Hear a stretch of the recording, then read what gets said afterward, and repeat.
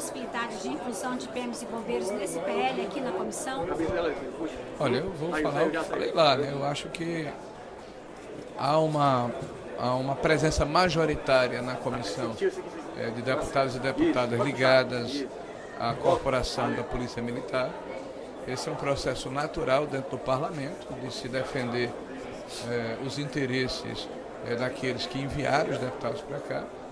O que eu alertei aqui foi que há necessidade de que haja responsabilidade fiscal e uma concertação ampla, ou seja, os governadores, por exemplo, precisam participar desse processo de discussão, já que orçamentariamente e constitucionalmente há uma vinculação, inclusive, hierárquica das polícias militares com os governadores de cada estado da federação.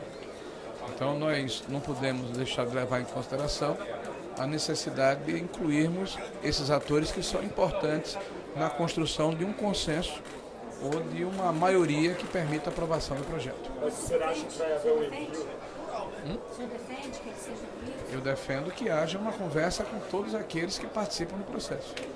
Mas o senhor não acha que o envio ou a concepção de um projeto trate somente dessas categorias? Não pode participar mais no processo de agitação desse PL aqui?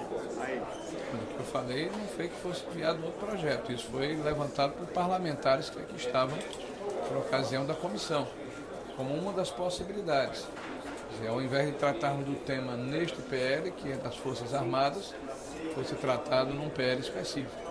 É bom lembrar que houve uma alteração na PEC 06 no que concerne a pensões de policiais e bombeiros, né? Mas essa alteração ainda não foi votada no Senado da República. Como vocês sabem, está tramitando ainda a PEC no Senado. Então há alguns questionamentos em relação a se poder trabalhar um projeto sem que ainda haja o respaldo constitucional dessa ampliação de pensão e inativos. Agora, eu acredito o seguinte, que pelo que eu ouvi aqui, há um certo consenso de que tem que se haver responsabilidade. Não adianta simplesmente trazermos para dentro do processo os policiais militares sem que haja uma contrapartida fiscal. Você acha que eles queiram bônus também, de 35 anos de serviço, 30 de atividade, tudo isso? Bem, foi o que eu falei, né? Então eu acho que os próprios estudos que foram publicizados aqui pela deputada Cátia, né, falando que o IPEA faz um estudo que demonstra que caso as polícias militares tenham as mesmas regras que as Forças Armadas que estão sendo propostas agora, os estados teriam ao longo de 10 anos pelo menos 30 bilhões de economia. Eu acho que esse é um argumento extremamente importante para que haja um consenso na aprovação de uma eventual inclusão. Agora, a inclusão pura e simples na questão da integralidade e paridade sem uma contrapartida pode levar a algumas contestações e uma necessidade de uma maior conversa com aqueles que estão envolvidos dentro do tema. Foi o que falei na audiência pública. Os graduados estão criticando o PL, dizendo que as gratificações vão contemplar só os oficiais. O senhor vê espaço para você estender essa luta nos braços? Olha, é importante colocar que esse é um processo, eu vou reiterar o que disse lá dentro, que não começou agora. Nós temos aí quase 4 anos de negociação entre a defesa, que representa o conjunto dos militares, e os governos que se sucederam nesse período temporal.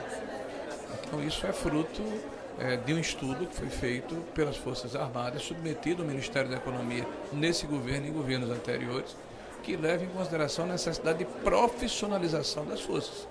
Importante lembrar que há um grande contingente de policiais, de soldados e de integrantes das Forças Armadas que não são profissionais, né, que são temporários, que ficam no máximo 8 anos nas forças.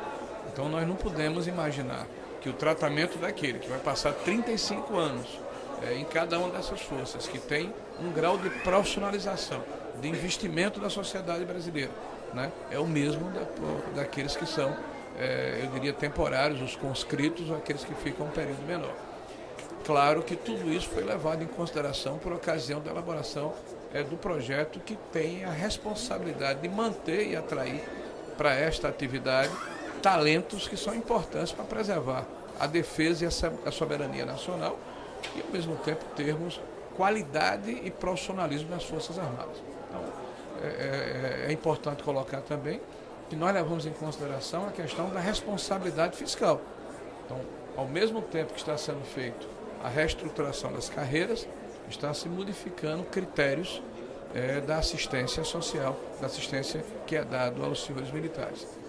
Com isso tudo somado dá uma folga orçamentária para o governo federal de mais de 10 bilhões de reais ao longo de 10 anos. E isso foi importante no nosso processo de negociação com as Forças Armadas, e isso vai ser sempre levado em consideração em qualquer negociação. O Senado incluiu medidas arrecadatórias no caso dos agricultores, né, do Simples Nacional e também das filantrópicas, mas já estão sendo criticadas. Isso não pode fazer economia na PEC de branco de 900 bilhões?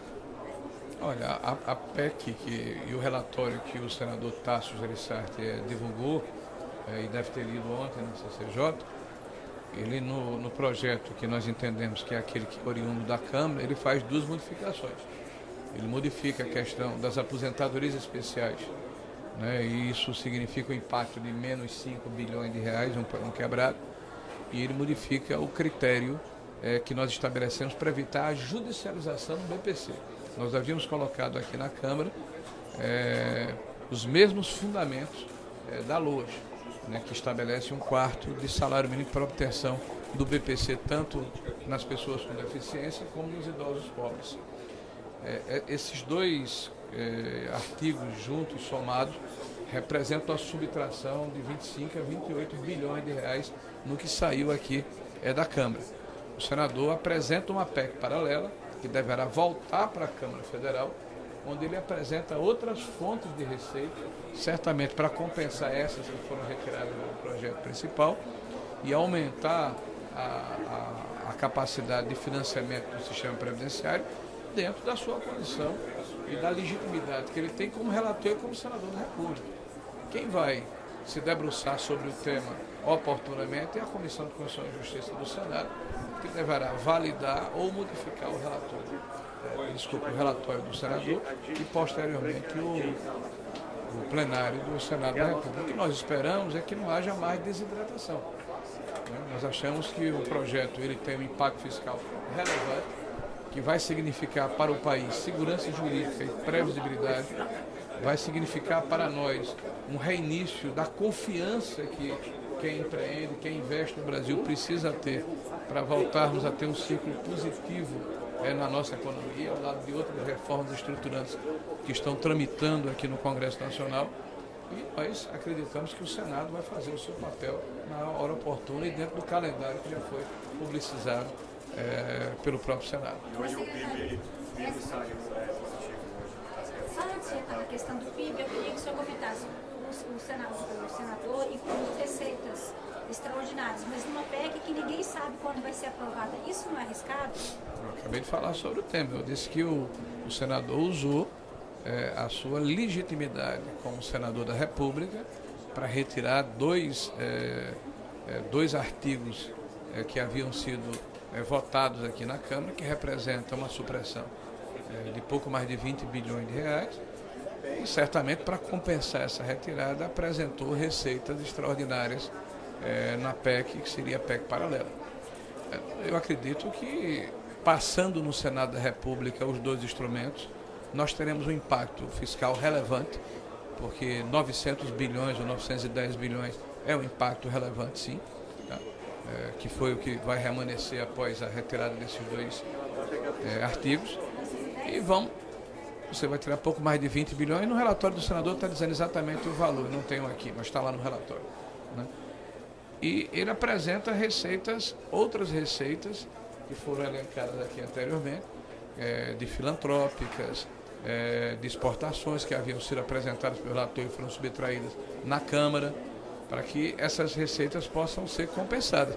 E risco existe, mas quem vai determinar se a PEC paralela vai se tornar realmente lei ou não, é a Câmara no período posterior. Primeiro vamos aprovar no Senado o projeto que chegou aqui da Câmara, torná-lo lei, e a PEC paralela voltará à Câmara para uma nova rodada de discussão, sem prejuízo do que já foi aprovado anteriormente. E de PIB que veio positivo, mas os especialistas acham que pode acabar sendo uma queda no terceiro trimestre e não ser tão positivo no resultado final do ano. Olha, contra números, nós não podemos brigar com eles, né? Então, deixou de ser uma expectativa ou uma projeção e passou a ser uma realidade. E, majoritariamente, os especialistas diziam que nós já estávamos na recessão técnica. Então, eu, como torço pelo Brasil, vou acreditar que eles vão errar um pouquinho mais de novo.